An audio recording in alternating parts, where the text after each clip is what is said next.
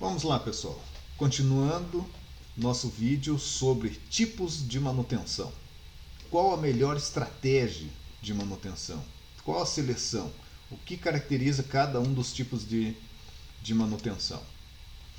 Então vamos lá. Os tipos de manutenção que nós temos, basicamente, entrando na categoria ou você está agindo reativamente ou você está agindo proativamente. Ou você está esperando alguma coisa quebrar para daí tomar uma atitude, ou você está agindo proativamente antes da quebra do equipamento. Lembrando daquelas definições de falha e defeito. Defeito é alguma anomalia no teu sistema, mas que não impede ele, ou a máquina, ou o sistema, cumprir a sua função requerida.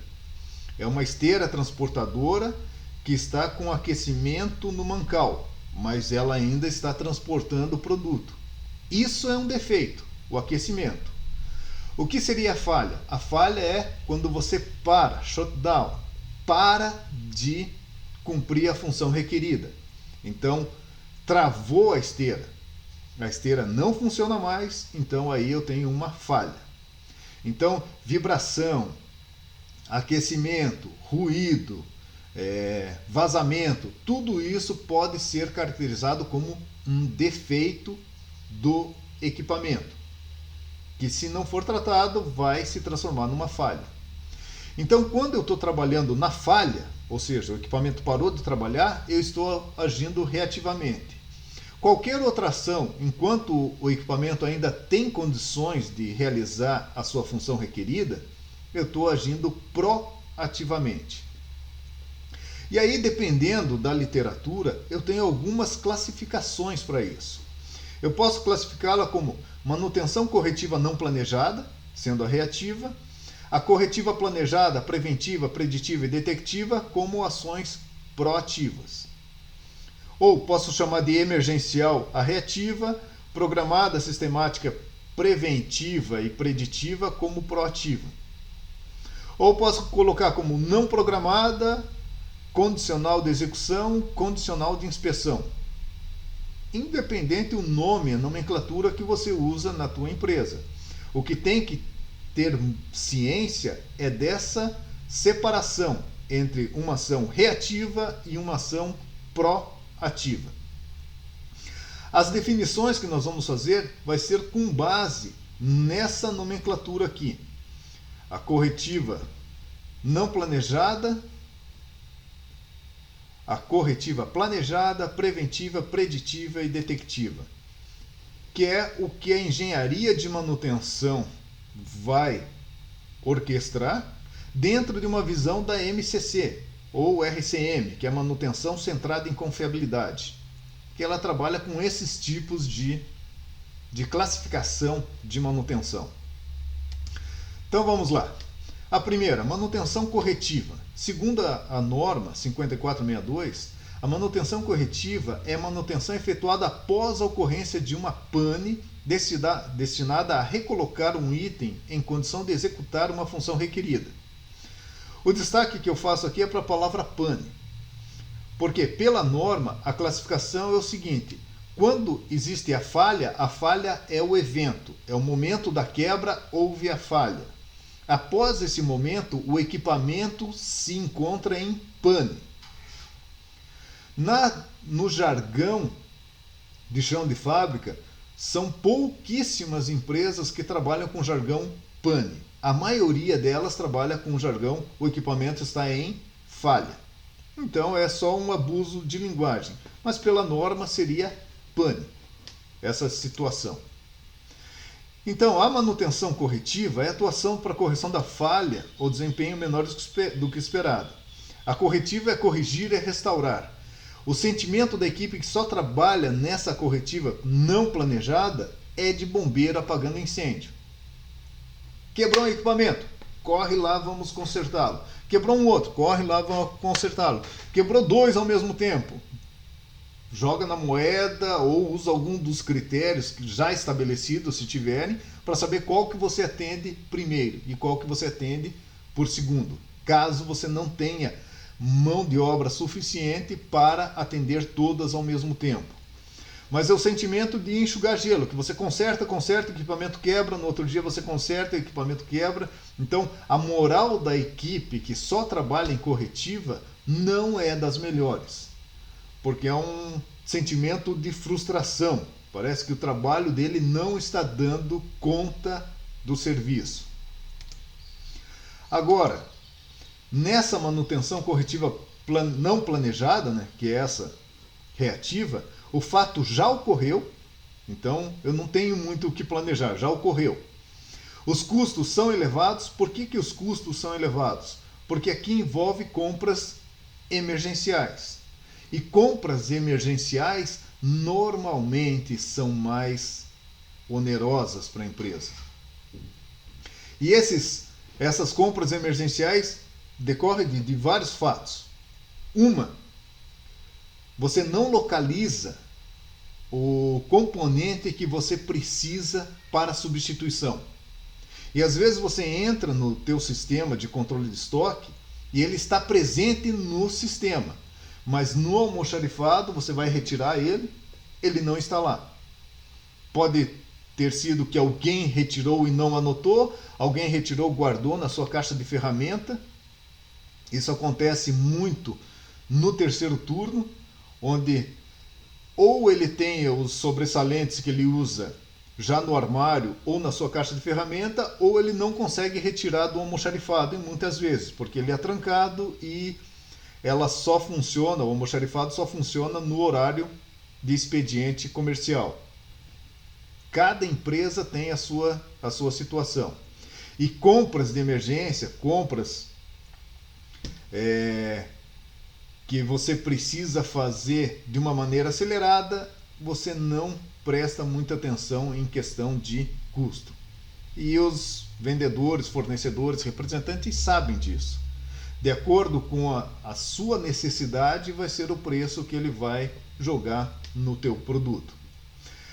Daí tem a parte de transporte, logística, tudo mais envolvido também, dependendo da compra que está sendo feita.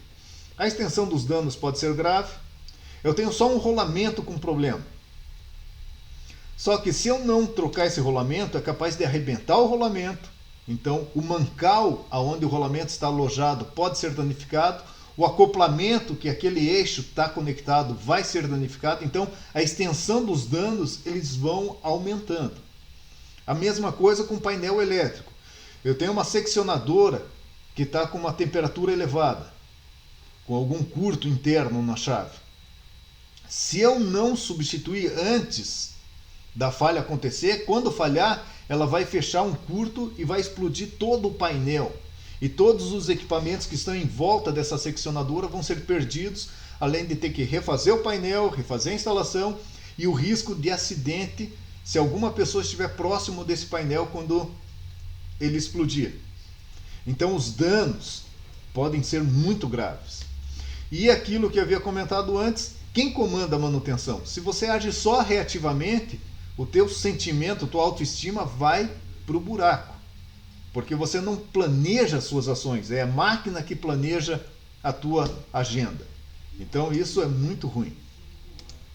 Aí eu tenho a manutenção corretiva planejada. A planejada, que parece até um contrassenso, manutenção corretiva e planejada, sim, é a correção do defeito. Antes da falha acontecer, eu vou agir para sanar esse defeito. Então é aquele sobreaquecimento. Eu estou com vibração no rolamento. Eu vou substituir esse rolamento antes dele quebrar.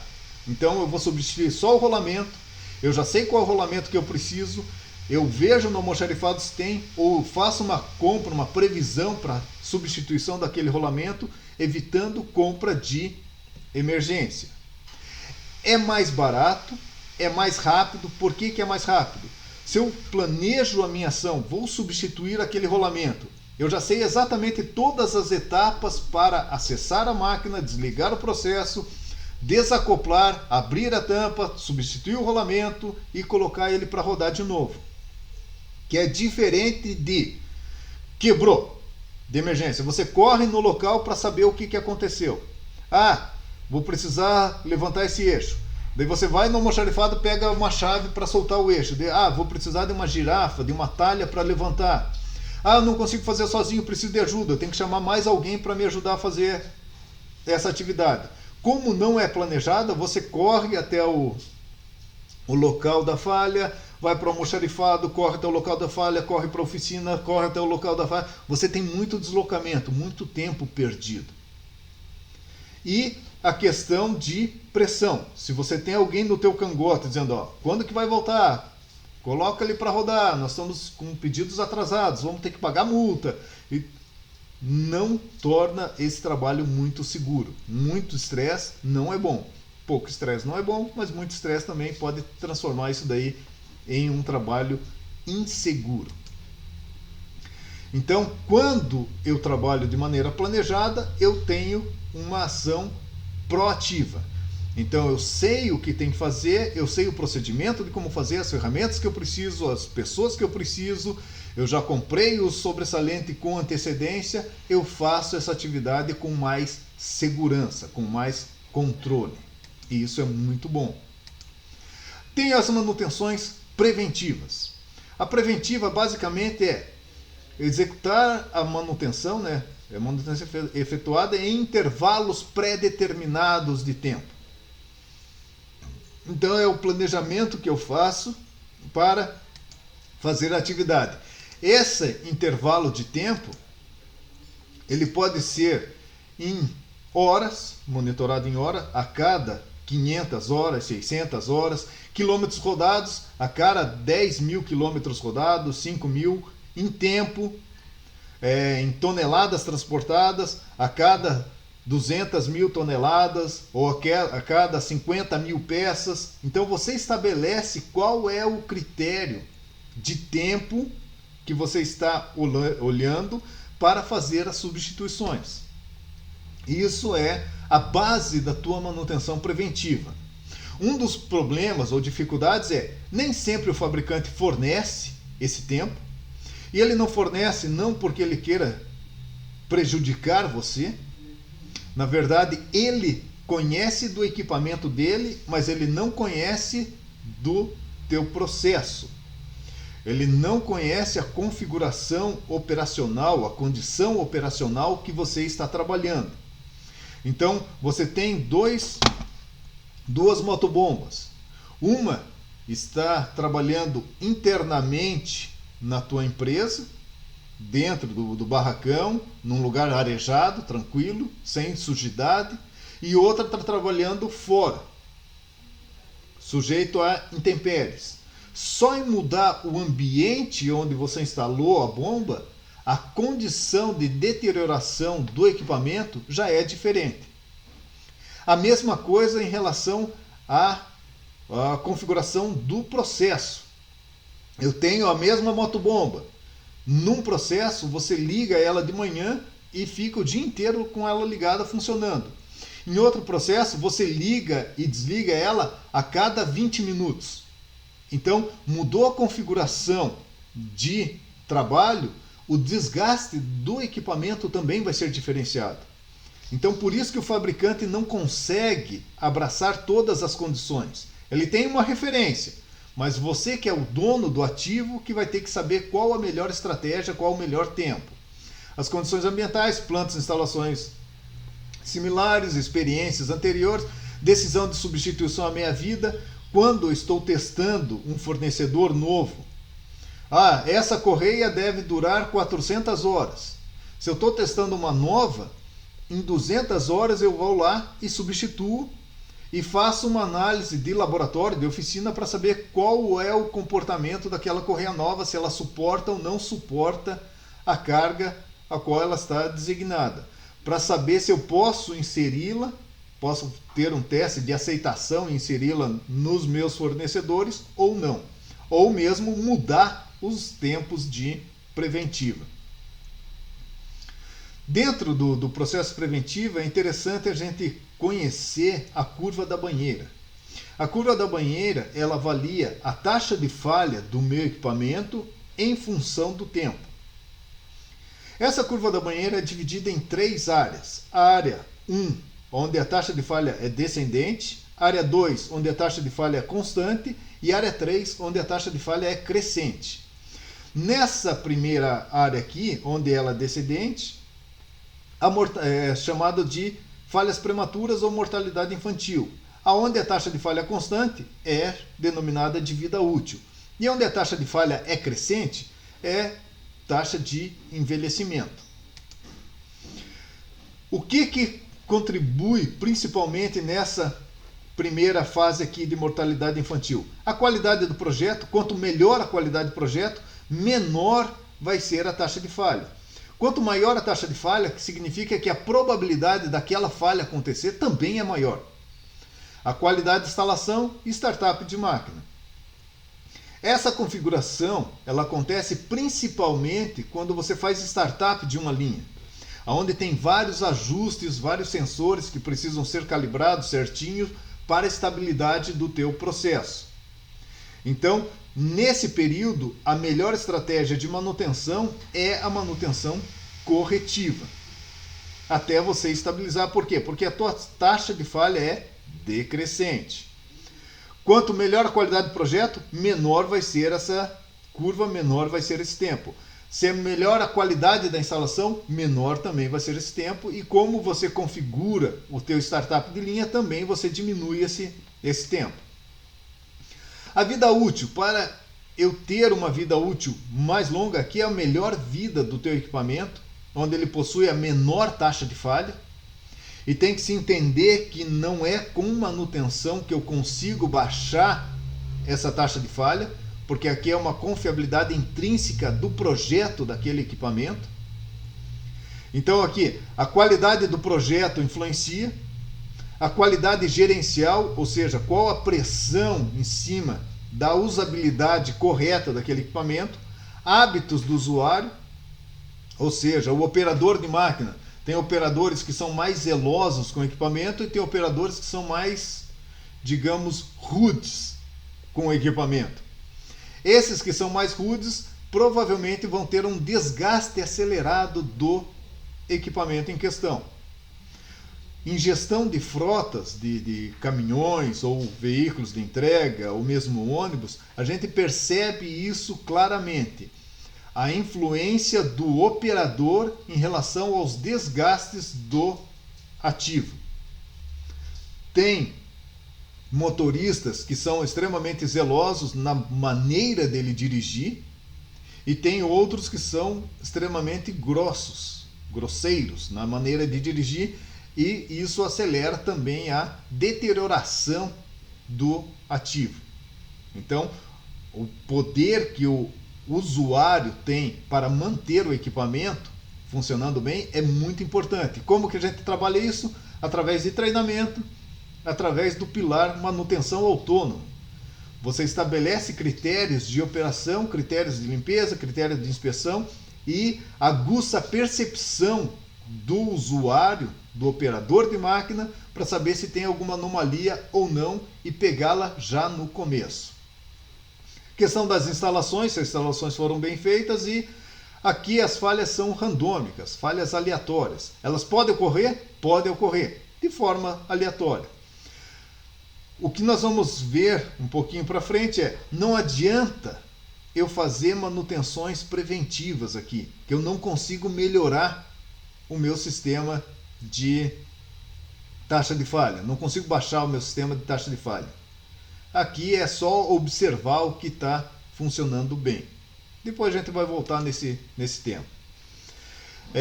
Com a taxa de falha crescente é quando chega o final da vida útil, normalmente para equipamentos mecânicos, que envolve a qualidade do projeto, desgastes acelerados ou desgastes naturais por envelhecimento. A questão da qualidade do sobressalente, tem sobressalente que tem uma vida útil um pouquinho mais curta, então ela vai crescer rapidamente aqui, vai chegar mais perto esse momento de envelhecimento, de aumento de taxa de falha, que é o fim da vida útil do equipamento. Se for programar as minhas manutenções preventivas, elas têm que ser exatamente nesse ponto aqui, para dar uma sobrevida no meu ativo. Então, aqui analisando a curva da banheira, ela é formada por 3 curvas básicas. Essa curva azul, que são as falhas prematuras, essa curva verde, que são as falhas por desgaste, e essa curva vermelha, que são as falhas aleatórias, que não dependem do tempo de uso. Somando as 3, eu tenho essa curva da banheira clássica para os equipamentos. Como que eu consigo melhorar minha curva da banheira? Se eu tiver um controle de qualidade na hora de instalação pobre, cara, isso daqui vai estar muito elevado. Vou ter muitos problemas na hora de colocar esse sistema para rodar. Que é o que acontece, não sei se é o caso da empresa de vocês, após uma parada para fazer uma preventiva mais longa. Então, após uma parada de preventiva, surge um monte de corretivas. Ou seja, eu mexi em alguns pontos da máquina, inserindo alguns problemas que não tinham antes. Então, se eu tenho um controle pobre da qualidade da minha mão de obra, das preventivas, isso daqui é muito verdadeiro. A cada parada longa de máquina, depois eu tenho várias pequenas paradas para ajustar o que não foi feito corretamente na minha preventiva. À medida que eu vou melhorando, essa curva da banheira é achatada. E a mesma coisa aqui no fim da vida útil, eu prolongo a vida útil se a minha manutenção consegue realmente fazer as intervenções nos pontos aonde são necessários. Isso eu consigo bastante com manutenção preventiva.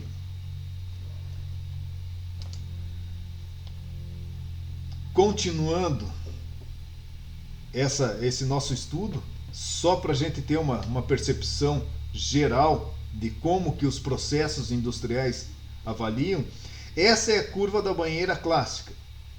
Aqui foram vários estudos realizados com relação à curva da banheira. Um estudo de 68 na aviação civil. Eles pegaram todos os equipamentos que eles tinham disponíveis, todas as relações de manutenção de equipamentos, e foram ver qual a característica de falha de cada um deles. E descobriram que só 4%, isso em 68, onde surgiu a MCC basicamente, a manutenção centrada em confiabilidade. 4% só dos equipamentos tinha essa configuração. Em contrapartida, 68% dos componentes tinham essa configuração da curva F, ou seja, com mortalidade infantil, porém depois de estabilidade, ela não tinha problema de envelhecimento. E como havia dito para vocês, se eu tenho essa taxa de falha constante, manutenção preventiva aqui não é jogo, não me ajuda muito. Foi repetido esse estudo em 73, na aviação, em 82, no navio da Marinha Americana, e em 2001, num submarino, que é o estudo mais recente publicado.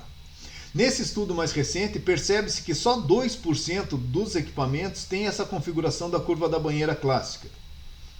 E 56% já está nesse comando aqui, ó. Eu não tenho mortalidade infantil e eu não tenho problema de envelhecimento. Agora, quais equipamentos que se encaixam nisso, segundo o Seixas? Na curva da banheira clássica, são motores elétricos, engrenagens e controles, em geral, onde eu tenha movimentos mecânicos envolvidos. Então, são sujeitos a esse tipo de desgaste. Máquinas a pistão, disco aerofólios, não tem a mortalidade infantil, mas vai ter problemas de envelhecimento, característica de funcionamento. Turbinas, compressores, selos, rolamentos, escovas de carvão, de máquinas elétricas.